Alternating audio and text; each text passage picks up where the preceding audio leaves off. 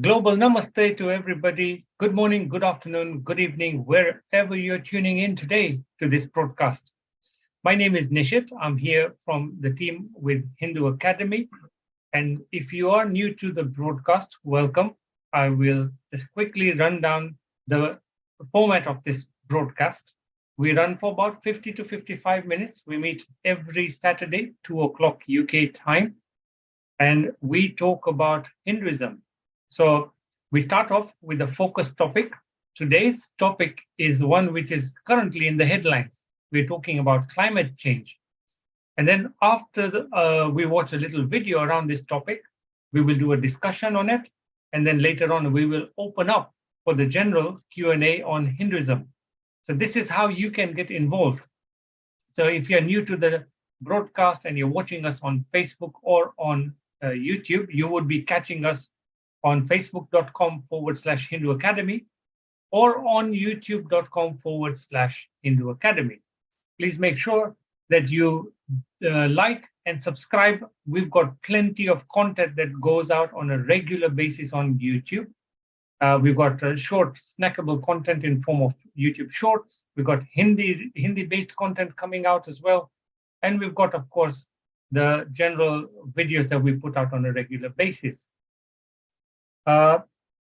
Today's topic, like I said, is on climate change. So what I will do is straight away play that little video, and then we will come back and do a question and answer session around it. So enjoy this, and we will see you shortly again.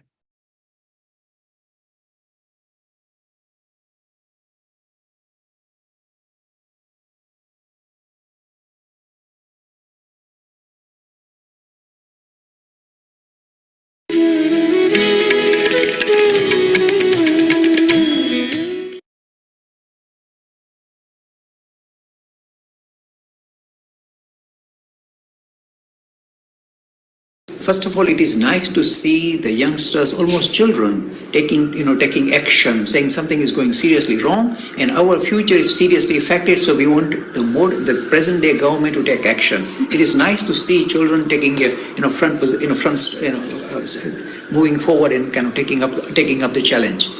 But let me be very blunt. This, in fact, was explored at the BBC Civic Question where I participated. And the children were very vociferous, and I agree with their kind of sentiment and their attitude. That's perfectly fine. But do you think, let me just be very frank, suppose you tell, okay, the government, you must take action. Now the governments are strongly, especially the Western, even the places like China are strongly controlled by a very strong, authoritarian system. They are going to smile and say, yes, we take your concern into account. Do you think they're going to take action at all? Think about it. Think. All the major powers, very keen on industrialization, competing in the world markets, are not going to suddenly switch off their machines and engines and say, okay, we'll produce less goods and come on, everybody calm down, use less produce less greenhouse effect. Do you think they're going to do that? Even India, do you think they can do it? Because a lot of these poor people who are kind of surviving by their small industries running around, are they going to switch off and die or something? How is it going to happen? So even though the sentiments of the children is right, the resolution doesn't lie with the government or with the multinationals, despite what we think. Do you know where the resolution lies? This is the teaching of Hindu tradition. It says really the resolution is at the grassroots level.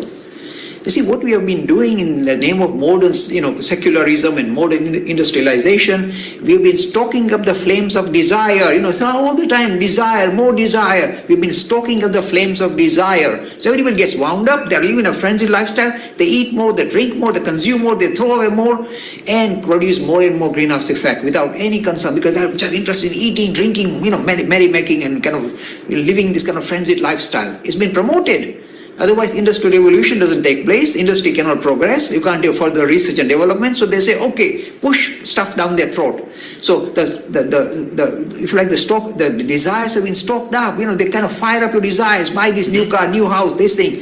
So as these desires have been stocked up and humanity is living in a very frenzied lifestyle, we are going to pay a heavy price. The heavy price is the environment suffers. This is the real reason. So if you want to really address the issue, you must look at the teaching of our tradition, which says, look, my friend, chasing after these worldly desires is a very limited objective. It doesn't really resolve your human condition. You just become more and more frenzied. So rather than do that, calm down. Reduce your requirement, reduce the way you lead your life. Don't go wild chasing after material desires, because that is what is the real reason that is talking of this environmental disaster. So I am suggesting we must ask humanity at the grassroots level, every individual, to say, look, rather than go become frenzied and eat more and drink more and go on more holidays, calm down.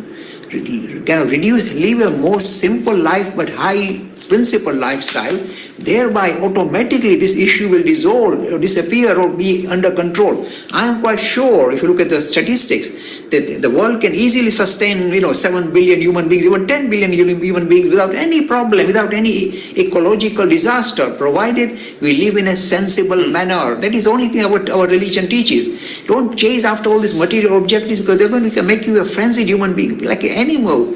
And you must calm down. And so the resolution lies with this kind of deeper vision that comes in all religions, especially Hinduism, saying lead a more controlled life, more harnessed life, rather than get carried away with all this advertisement forcing you to buy things which you don't need even. So this is the only resolution, long-term resolution. Otherwise, you see the two superpowers, say China or USA. Do you think they're going to play ball with each other or cooperate with each other, reduce environmental issues? I doubt it. Because we are living like animals, competing. Not cooperating, but competing with each other. So these two major nations are going to talk a big thing. We're going to reduce this, we reduce by 2%, but they are not going to take action because they are fighting for superior position economically. That is why this idea that comes from Hindu tradition, not to just live for yourself, live for the greater good. That has to be embraced rather than live for myself. My country must be the strong country. Stop it. Try to learn to live for the greater good. This is what our religion teaches.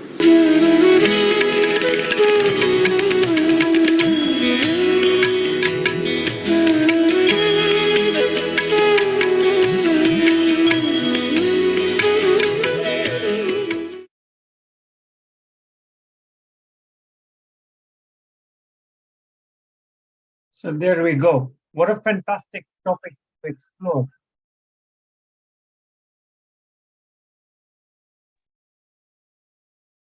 A fantastic topic to explore on climate change, and COP27 is going on.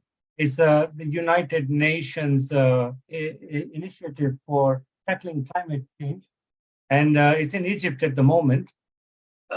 Now, I really enjoyed what Jay-Bhai said there. He touched on something that's really relevant, and I think it's going to be something that's going to impact people for a long time, which is, leave materialism and be more sensitive towards the environment.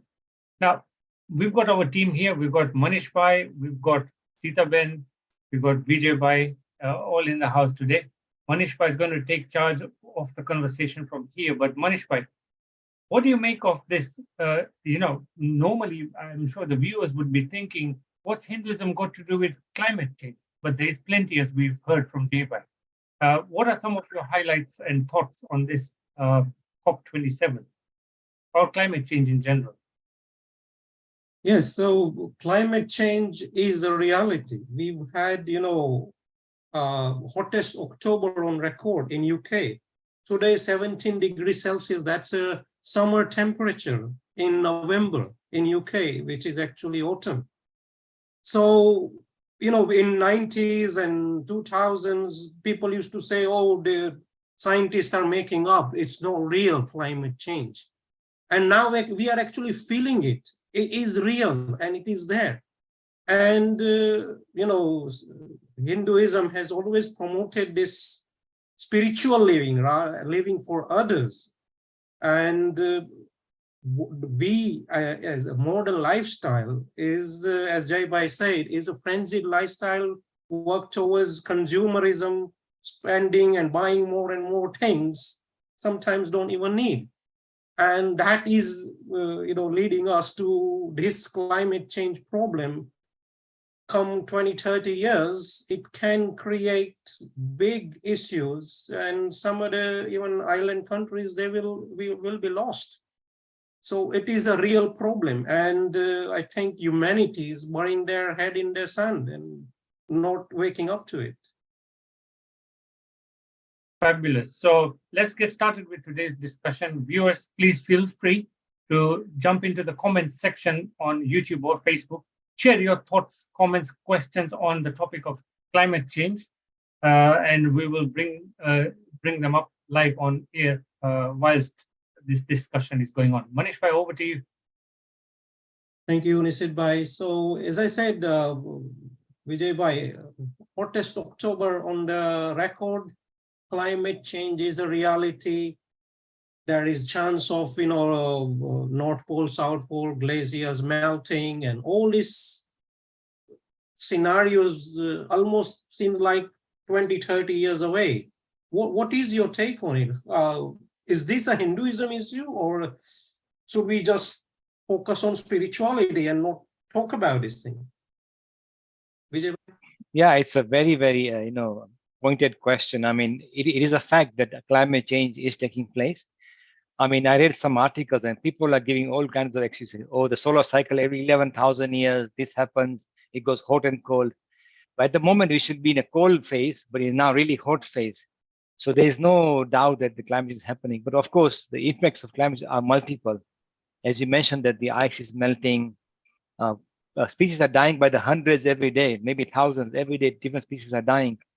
So it's a very, very serious problem. I mean, it's almost things have taken millions of years to evolve. I mean, to die out. It's like sad. I mean, the diversity and beauty we have in this world is disappearing in front of our own eyes.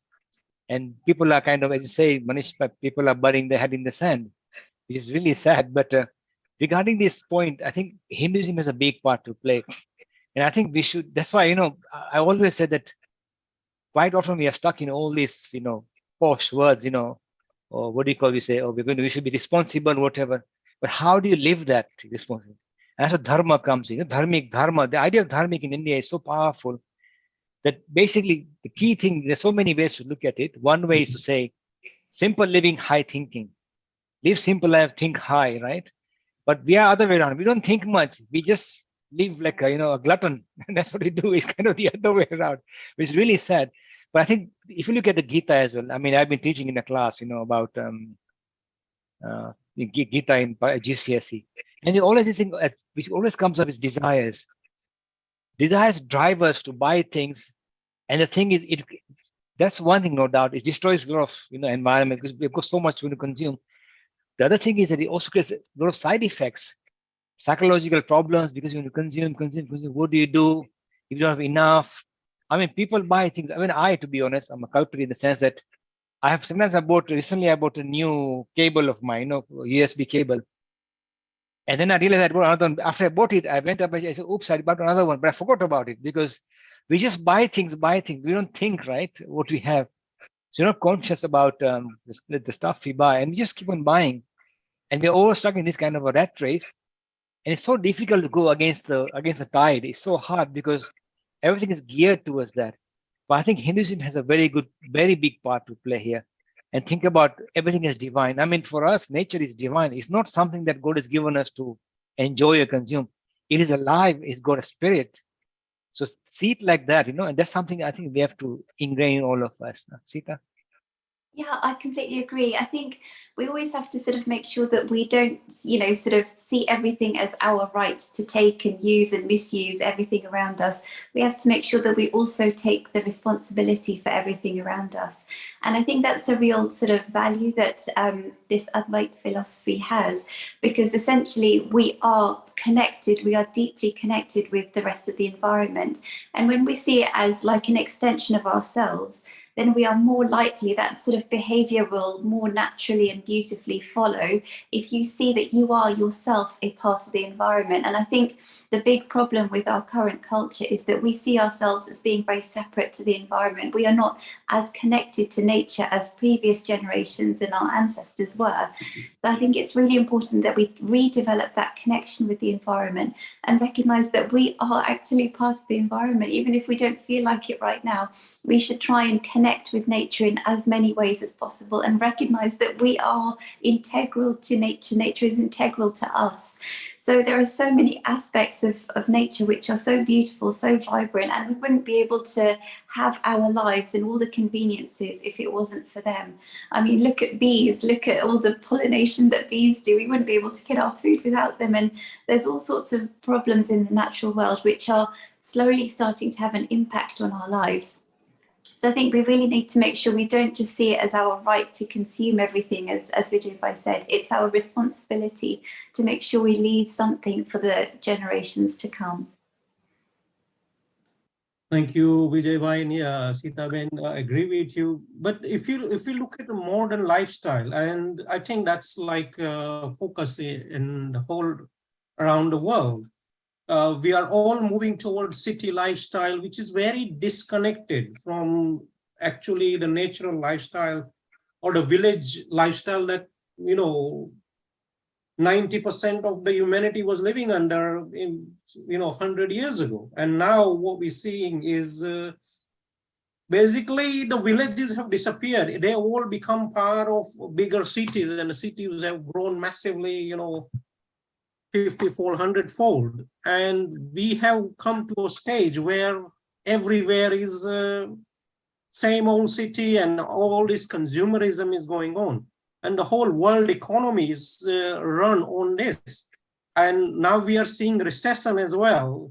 The economy is still tumbling, and it will be hard to get out of it. How if we are to save this climate, is the whole this economy and the world economy, everything seems to be going in the wrong direction in terms of climate change. How can we, as an individual, we can't reverse it, but even can the world leaders reverse back and go backwards? I mean, what can we do about this, Vijay Bhai? It seems we are heading toward disaster and there is no stopping. Yeah, I think the thing is because the whole economy runs on the fact that we consume. If you don't consume, the economy doesn't run. So we got two opposite, catch-22. Because if you say we're all spiritual, we live a simple life, only have 3 pairs of clothes, maybe have a small car, nothing else, maybe a battery car, no fuel. And if you do all of that, then the economy will not run. And that's what scares people, funny enough. That if economy doesn't grow, how will I become more wealthy, more prosperous? There's this idea which is ingrained to us that the more wealth we have, the better we have, the more happy we are, which is not the case, as we know. And you're right, in village life was very different. Well, I'll give you an example because I come from a farming community where my grandfather used to grow, crops, whatever. He would grow enough to save for the year, like grain, and some to sell to have enough money to buy something extra. But then came the idea of fertilizer to grow as much as you can and sell as much as you can to make as much money as you can. Yeah. And why? Because then you say, oh, I got extra money. Now I want to buy a car. I want to buy this. I want to buy that. So the thing is how do you discipline your mind to look, I know what I need is enough and I need no more. And that's if every individual does it, but that requires, training from a very young age from school. That look, you don't have to live a very, opulent lifestyle. You live a very simple life and a very good lifestyle. And that's the thing. But I mean, you're right, village life, not only in India, but world over. If you did any, in Japan or any other country, village life was a life of discipline, hard work, and living a healthy life. And quite often people forget that more than wealth or goods and consumerism is your health.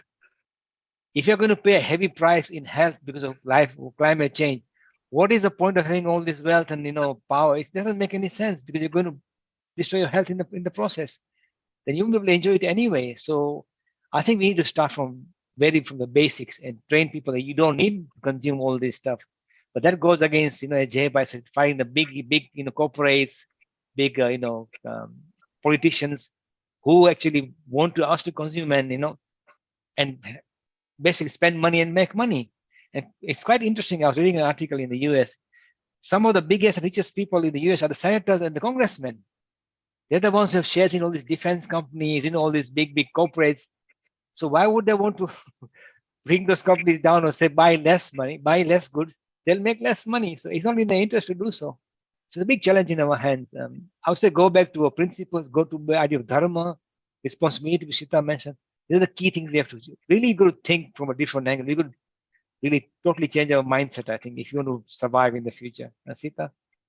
Yeah, I completely agree. I mean, I know that when we sort of had the pandemic in 2020, Dad did actually have the insight that actually this could be in a way, nature's way of telling us to slow down our heavy consumerist sort of lifestyle, because coronavirus forced us all to have a much more simpler life, something that we are just not used to. You know, we're so used to just going out there, consuming, but suddenly everything is locked down. So we had a real opportunity to sort of look at our lives, reflect, and sort of try and imbibe a more sort of simple approach to life, a more sort of spiritual approach to life.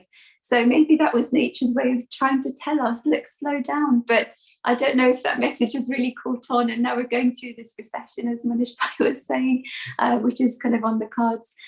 So yeah, I think it's really important that we take this time out to sort of take stock of our lives, look at what we are using, how we are utilizing our time and our resources to try and sort of do something more beneficial, something that doesn't drain so much resources from the outside world. How can we sort of give back?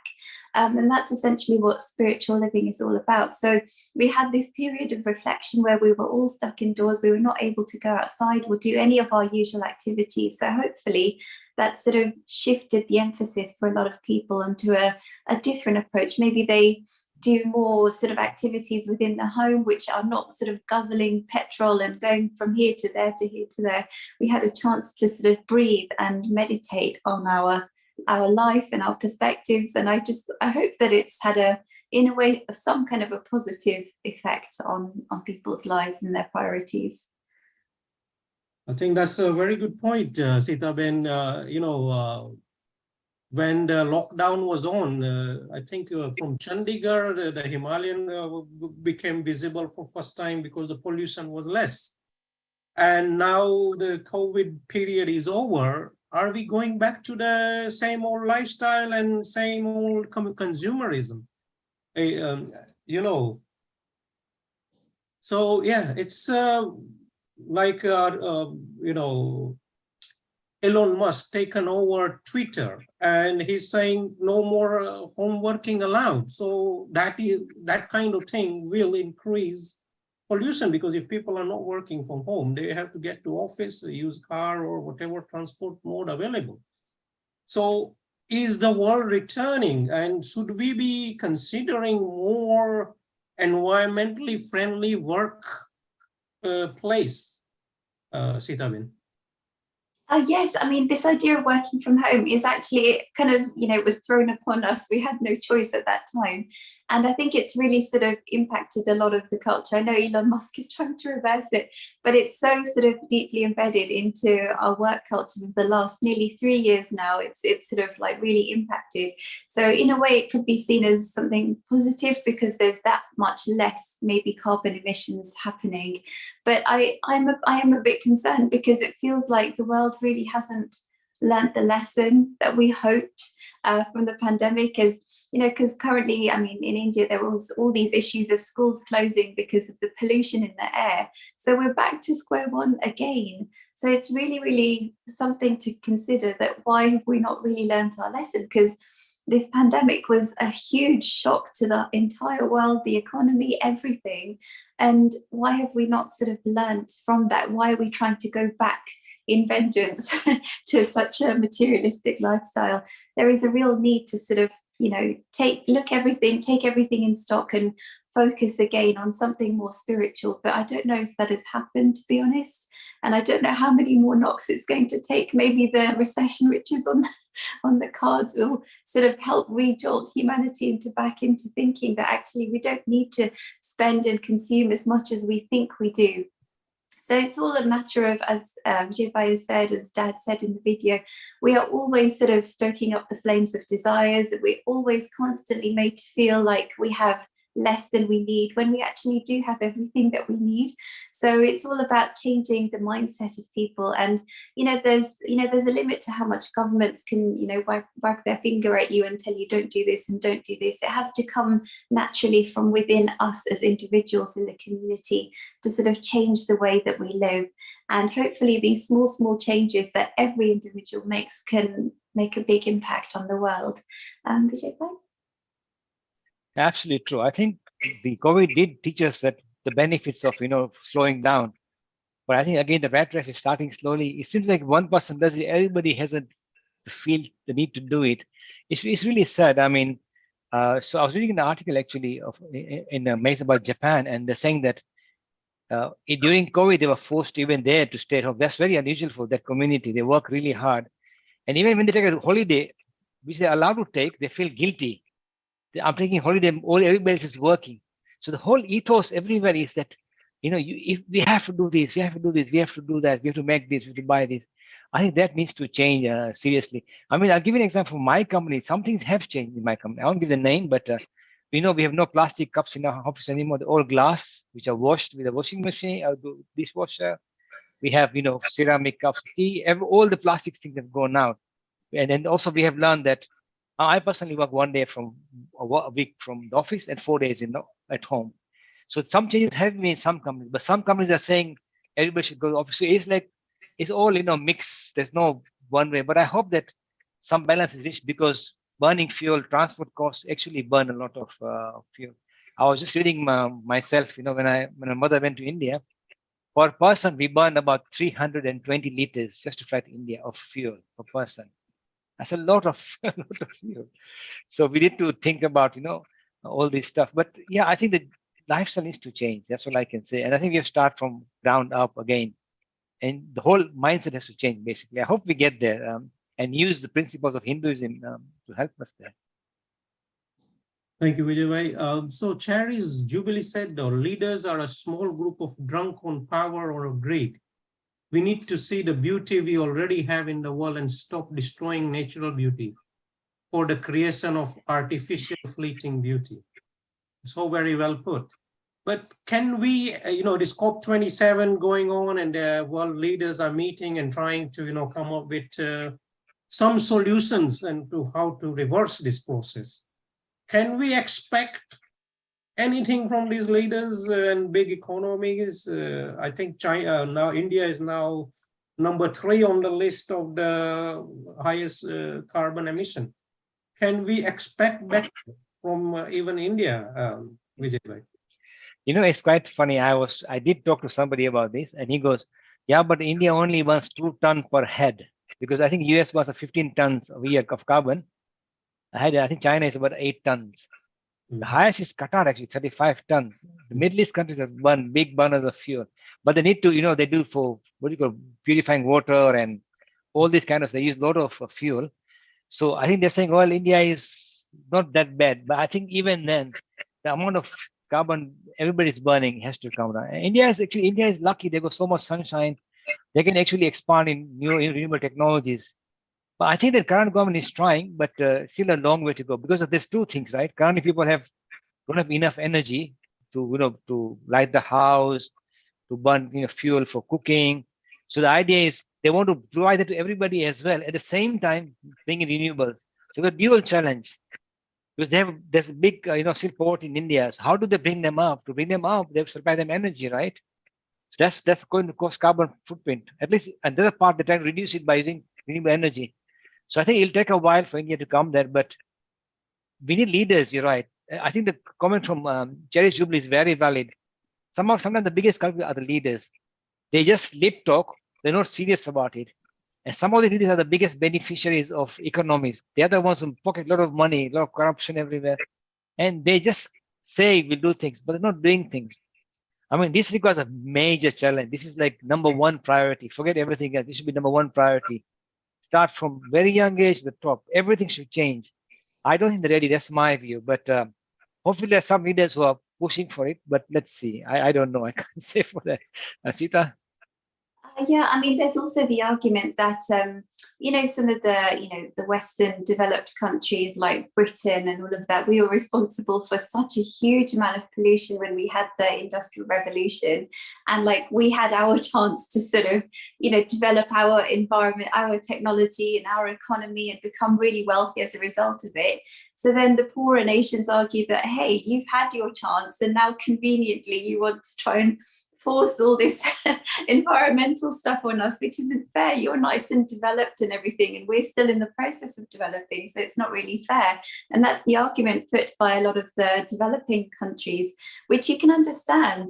But I think really it's a huge a huge undertaking. It's such a huge systemic change that needs to happen, and the human mind is incredibly versatile. And I've got a lot of faith in the innovation and the advancements which are being made in this field. And we hope that there will be enough funding to allow these processes to continue, for more sustainable approaches to become more mainstream, rather than something which is very expensive and not a lot of people can afford.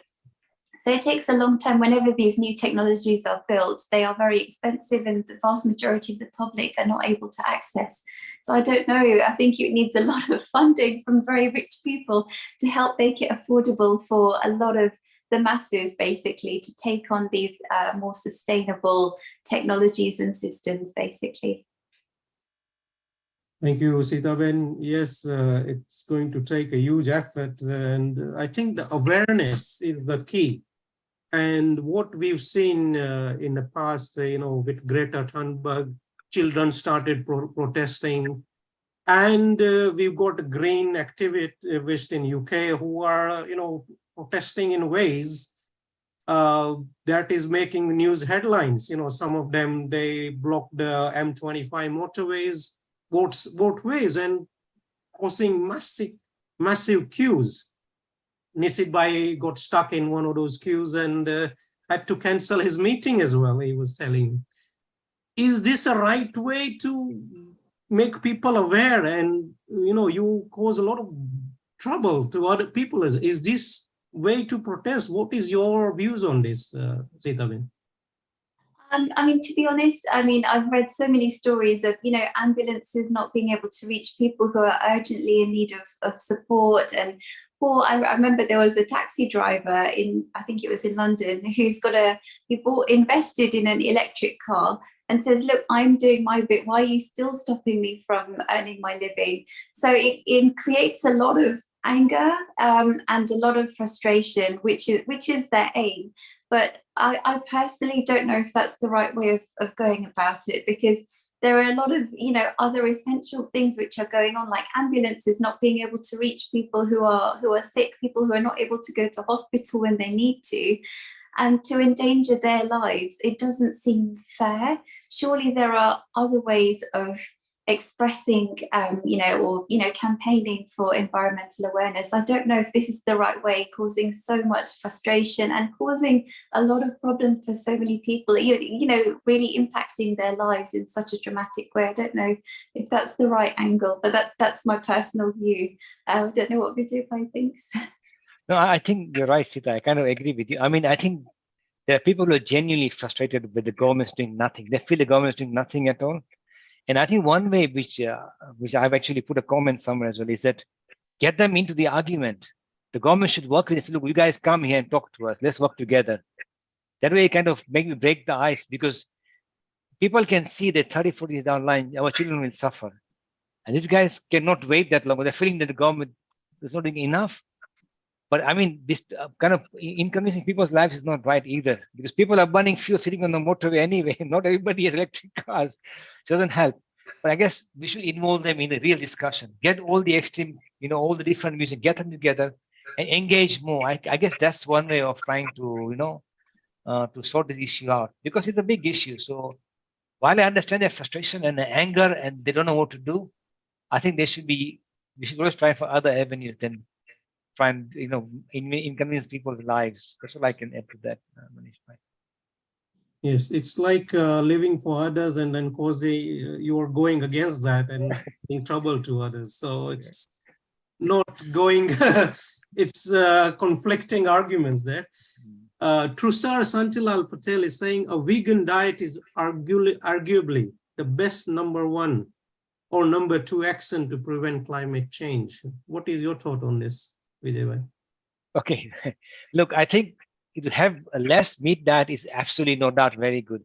It reminds me of an article, I think about 8 years ago. Australia used to export about 1 million, sheep to the Middle East during the, Eid period for this. I think they call it Bakri Eid or whatever, that Eid they have. And then there was a very big drought there. And they actually found out they're exporting water, like so sheep, because every sheep to grow maturity needs about 10,000 liters, right? So in effect, every year they're exporting about, I don't know, 10,000 million liters of water is being exported out of the country. But the amount of resources you need to grow animals and come out to food is far, far more than, say, just eating plants, right? Even now, every day, I think about 1,000 acres of farmland is being cleared of Amazon every day just to grow cattle. They can't grow food there. Soil is not good enough to grow, crops. So it's for raising cattle. And the amount of food you need, the amount of fodder you need, it's insane. I think even in America, I think about a good 40% of all the grain is grown, corn, is actually for feeding animals for meat. And that corn they have can easily feed half of Africa. Right? So there are tremendous benefits, no doubt. I know even in the UK or even in the medieval times, people didn't have meat every day. Maybe once a week or once every 2 weeks if they're lucky. And the animals which they raise locally, there was no intensive, farmland everywhere people send the animals. But nowadays, some of the slaughterhouses, it's crazy. There's one I think in America, they handle 50,000 pigs a day. So you can imagine the amount of food required to feed the animals. So it doesn't make sense. So I think in many ways having a vegan diet or even a vegetarian diet, I think the thing about vegetarian diet is this, that even vegetarian diet, people used to consume, a glass of milk, half glass of milk. But nowadays people eat lumps of cheese. There's so much excess dairy consumption as well. It's not like, like a half glass or a cup of yogurt. No, it's like tons and tons of, milkshake and God knows all these Falooda and ice creams. Even that is good kind of excess, which also, of course, got other problems like diabetes and whatever. But even, I think, so vegan diet is, of course, the best. But if you consume dairy then or whatever, then please, not too much. That's all I can say to that. Yeah. If you, as I said, in the olden times, people have their own one cow. No harm done. If you have your own cow for milk, that's okay, right? But if you have excessive consumption, then it's an issue. Amount of cheese, pizzas, all the stuff you do nowadays, it's gone haywire. So we consume far more than we need to. Sita. Yeah, I mean, I think, when you sort of consume animals, there's a whole extra chain in the food cycle, and it creates a lot of extra unnecessary waste, basically. So if people are more able to live off plants, then they sort of cut out a whole chain in the cycle, and it can really be beneficial for the environment. And as Vijay Bhai says, because we're really disrupting the biodiversity of the planet by sort of doing this mass production of meat for consumption and animals, and the same animals are being bred for consumption, the chickens and pigs and all of that, and it's really disrupting the biodiversity of the planet. So the more diversity there is, the better it is for the entire environment. I mean, it's all been so intricately balanced and well designed in that sense. So why are we going around disrupting that huge diversity that we have? So we've got a lot to answer for, and I hope that eventually we'll come up with other solutions, because I know there are so many people out there in the world who, they can't even bear the thought of living without meat. But maybe we can find other solutions, like maybe they can have insects, because there's billions and millions of insects, and they can get their protein from there, maybe, who knows. So we hope that eventually people will come up with innovative solutions which doesn't involve so much damage to the environment and damage to the beautiful biodiversity that we have. Let's hope future is bright and humanity can find a solution, because it's a huge problem and it requires everyone's help. We take a next question from Smita Roy. She's saying, please share your thoughts about stewardship from Hinduism point of view. Stewardship from Hinduism point of view. So are we, I'm not sure what she means. Sita-Ben? Hopefully I'm right in understanding that she means sort of taking responsibility for everything that we do and we consume and all of that. So yes, of course. I mean, even with the example of wealth, for example, the teaching of Hinduism is, artha means acquiring wealth, and that's one of the aims of Hindu life, and we see it as something positive and not something negative. So the thing is, we acquire the wealth, but the second half of the equation is something that we tend to forget. because yes, we acquire the wealth, we're very good at business and, you know, generating income for ourselves, which is all well and good. However, if we just stuff it under our bottoms and do nothing about it and not let it sort of come back in the community or let it be shared in the community, then it's absolutely no point.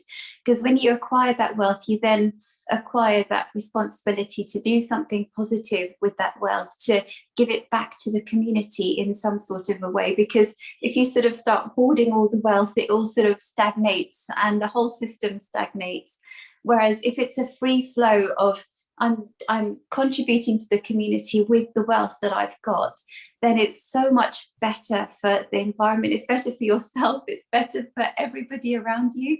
So hopefully that's what she means, is that when you have this sort of great power of great money or whatever, you also acquire the great responsibility for using it in a very positive way and not just stuffing it in your bank account and letting it just sit there. Use it for something positive for the community. Vijay Bhai? No, absolutely, I agree, Sita. I think also we can extend that also to nature and environment, in a sense that I think the Dvait tradition in Hinduism says, look, everything out there is divine, it belongs to God. So it's not ours. We are stewards of it. We kind of look after it, right? So you should look after it in a nice way because it's God's creation. That's one view. But then you go the other way, which is even better, saying, look, we are actually, Sita mentioned, we are actually part and parcel of nature. We're not different from nature. We are one. So would you hurt something that is your own kin? It's little like your own kin. Environment is not something aloof from us. It's your own kin, like that. If you see it like that, I don't know, hurt something like that. That tree is like, it's got a living soul in there, just like I do. And we are connected from a very deep level. Why would I hurt it? If you think like that, you change your thought process, then you'll be much more aware and conscious about everything around you and be a much more better steward than just basically a consumer. That's what I can add to that, Manish. Thank you, Vijay Bhai. I agree with you there. Trusar Patel has talked about the protest. He's saying the campaign can be done in cyberspace too, to prevent less destruction. Although the whole purpose of Dharma of a protest is to disrupt and cause inconvenience to get a message across, like Gandhi and the Salt March or Greta Thunberg. So, Nishit Bhai, can it be the protest and thing be done using cyberspace? What's your thought on this?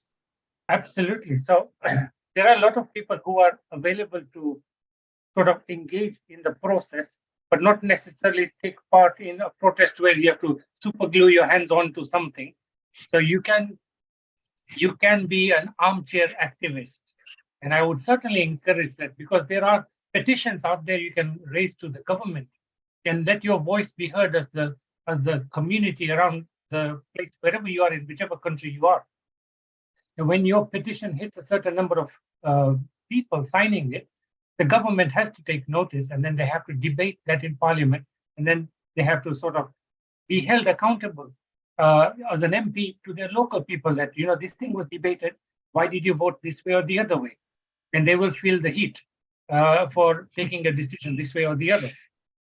So definitely, yes, there are many, many platforms out there online that offer this kind of service.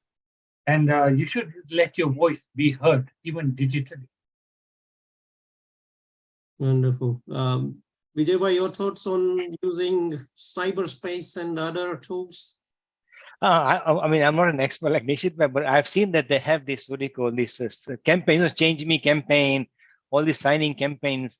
And that's, I guess, one way of doing it, yes, to encourage those campaigns. Okay, it might not create the physical, and all this news and maybe like that. But I think, as Nishit mentioned, if a lot of people sign, then I know the MPs do wake up, because like our MP, Bob Blackman, is my MP, he always responds to any question I ask him. He officially responds to me, saying that this is my information. There may be a template later, but he does respond. But I guess if more and more respond, then they'll have to act, because they want to keep the power, right, and keep the seats.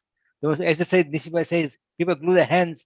They want to glue their, their bums onto their seats. They don't want to get off, so they have to answer to us, right? And so if you always complain, then they'll worry about it. So they have to kind of respond to us. So I think that one thing I would say in support of what Nishit said, it does make an impact. It may not look like it, but online can have a powerful impact as well. So yes, absolutely. While we're on the topic, one of the things about being online is that every person has a community around them. We are all friends on certain social media sites, business networking sites, wherever we are on. And they say the world is, you are 6 degrees of separation. So it's very easy to share the news. It makes it very easy for the visibility to spread rapidly. Now, in the UK, we have a website. It's called petition.parliament.uk. And if you get 100,000 signatures to your petition, it has to be discussed in Parliament. So this is one reason why I think I would support something in this aspect, is to get your voice heard if the government is not doing what you think it should be doing, or is not doing enough. That's very good argument there, Vijay, right? So yes, let's hope some of us can put that some good ideas to government and hope they can act on it. Sitaben, your take on this? Yeah, I mean, I agree. I mean, we've got this amazing tool at our fingertips now, and all this sort of social media, all of the stuff which you can access online, it's being used in so many negative ways. Why don't we use it for something positive? It's, once you sort of, put in your search for something to do with the environmental campaign, it can trigger ideas in your own life as to how you can become more environmentally aware, how you can put everything into practice. And then it just makes things much more accessible, really. So having this sort of amazing power at our fingertips is wonderful, and we should definitely make use of it, because all this internet, it doesn't sort of damage the environment in the way that cars and trucks do. So we should definitely use it for the best possible benefit. Thank you, Sitaben.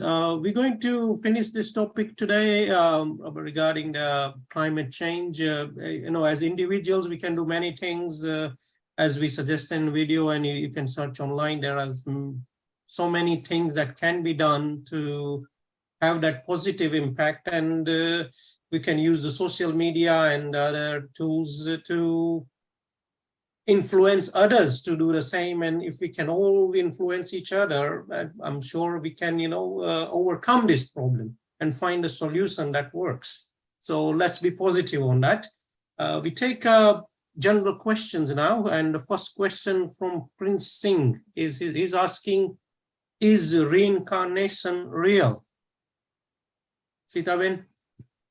Yes, so I mean, Dad has done many sort of talks on this topic, and it's a sort of very Indic belief, basically. All the sort of Hinduism, Buddhism, Jainism, Sikhism, all of them believe that there is something that continues to live after death, basically. And there are lots and lots of examples, empirical evidence that we have over the last few sort of 100 years, sort of showing how people are able to vividly recall previous lives. And at first they may be sort of pushed away and neglected and avoided being talked about, but there is a beautiful whole range of case studies done by Dr. Ian Stevenson, where he actually went out and physically checked all of the evidence that these people were recounting, and they found in all of these cases the facts fitted exactly with what that person was saying. So it's incredible. I mean, we are very sort of careful in the way that we word it. We don't say, beat our drums and say this is definite proof of reincarnation. We are very careful about it. We say it suggests the possibility that there is something that continues to live after a person dies. There is some kind of a continuity there. And all of these religions believe that essentially the most important thing that you carry with you from life to life is your character. So throughout your life, that's their priority. It's not sort of, having a big house or a big car or going on nice holidays. Your priority is to build your character and make it as solid and sound and as spiritual as you can, because that's the only thing that's going to come with you in your next life and, hold your hand, basically. So yes, all of these Indic traditions definitely do believe that there is something that continues to live. And we're lucky that we live in a time where there has been some empirical research being done on it. But of course, it's your point of view, and you have to think for yourself, as Dad always says in his videos. Don't just accept things because we present it to you. You have to think about it for yourself. Vijay? Oh, I think Sita, you've got it pretty comprehensively. And not much to add, but all I can say that yes, it's always been the Indic view to have that reincarnation. Because if you're self-aware, there's some consciousness, it's just difficult to believe that that just dies out when you pass. There has to be something to live afterwards. That's a key challenge, I think. So research has been done, and we have found a lot of good pointers that it does happen. But Sita says we should always think for ourselves and make sure that not just yay, it's something we have to investigate. But it kind of makes sense. I think I believe even some great philosophers like David Hume used to accept that reincarnation makes a lot of sense. So a lot of people out there believe that it makes much more sense, at least more sense than just 2 lives anyway. That's all I can add to that. Yeah. Agree with you, Vijay Bhai Sitaben. Also, the reincarnation research is continuing. So University of Virginia, where Professor Ian Stevenson did the research, they have continued the research. So it's ongoing.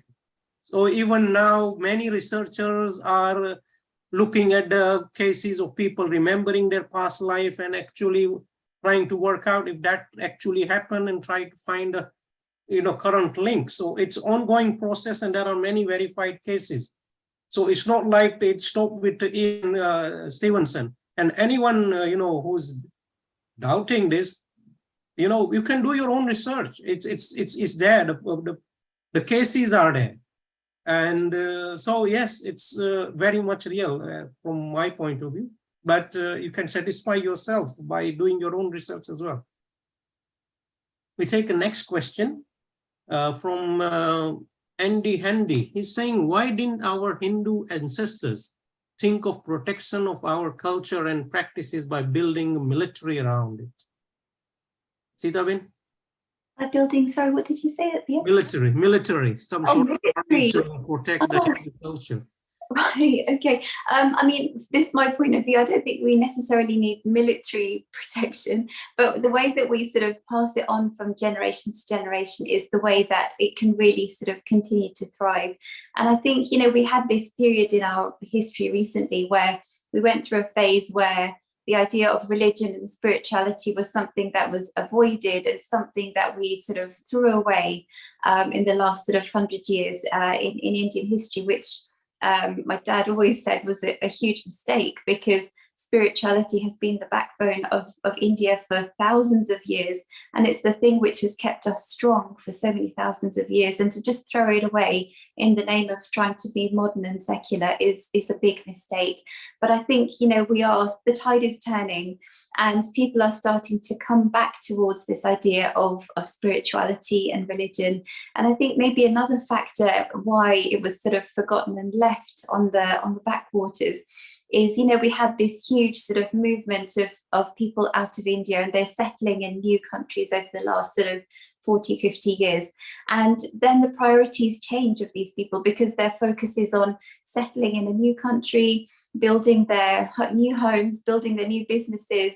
And that sort of angle of their life sort of gets left on the backwaters, and it's not really given much priority. But I think now that generations have settled in different countries, we now have the luxury of coming back to our roots and understanding our beautiful sort of spiritual inheritance. And I think the really wonderful thing is that we've got such a diverse range of approaches within Hinduism. We don't have to just, do what our grandparents did and go to the temple and worship God and do bhajans. That may have appealed to previous generations, but we've got this whole other angle within Hinduism, which is a non-theistic angle, which is much more appealing, not just to young Hindus, but to young people around the world. Because so many people have this inherent feeling that they are spiritual beings. They don't necessarily want to subscribe to any religion, but they feel like they are spiritual beings at the end of the day.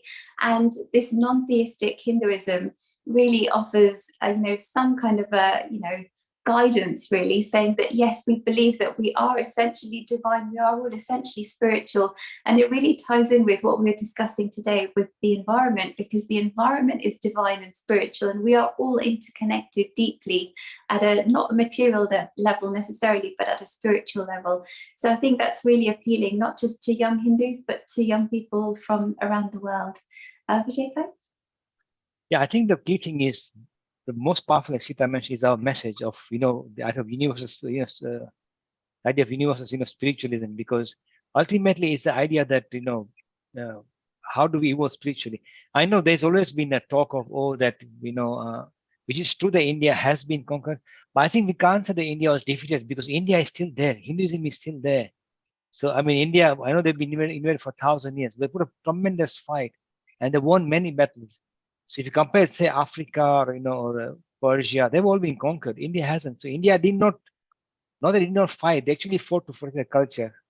But I think the biggest thing is not that. The biggest thing is now. It's not the military defeats. Military is one thing, but the narrative is a big issue because at the moment, last 70s in India, the narrative has really been changed by the government which is ruling India to really rub out history, rub out religion, rub out Hinduism. And that is a much more dangerous thing because if you teach somebody from a very young age, the Hinduism is bad, or then of course they grow up like that. And that's the biggest battle we have now, not military, but to fight for true dharma, understand your own religion, and spread these ideas from a young age. And that's the only way to win because the battle is, as the internet, on the narrative, and that's going to actually be the biggest challenge more than the military. That's my view on that, Nishman.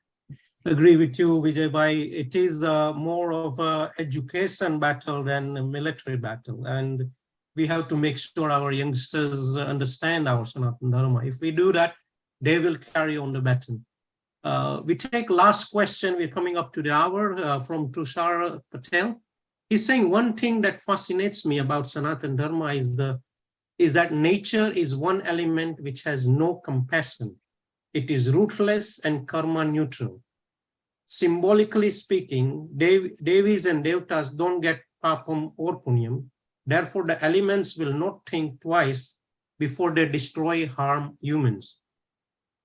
Can you please comment on the role of karma in collective climate disasters like tsunami, earthquakes, and hurricanes?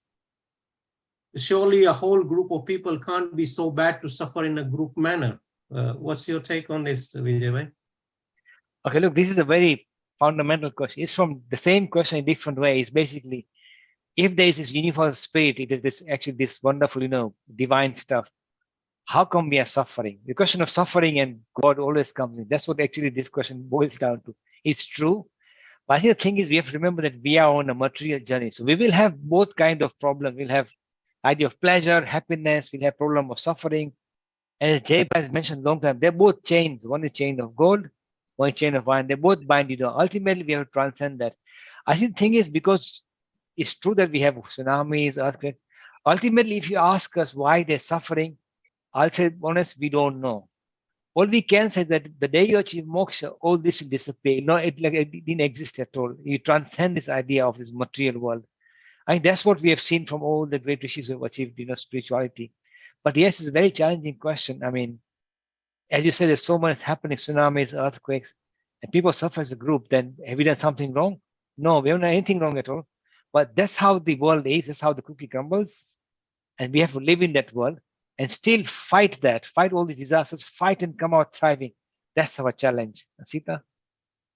Yeah, I think it's very easy to sort of put things into boxes and say, oh, this force is responsible for this and it's good or bad or neutral or whatever. But we have to remember that the world is as it is. This is the way that the cookie crumbles. This is what we are faced with.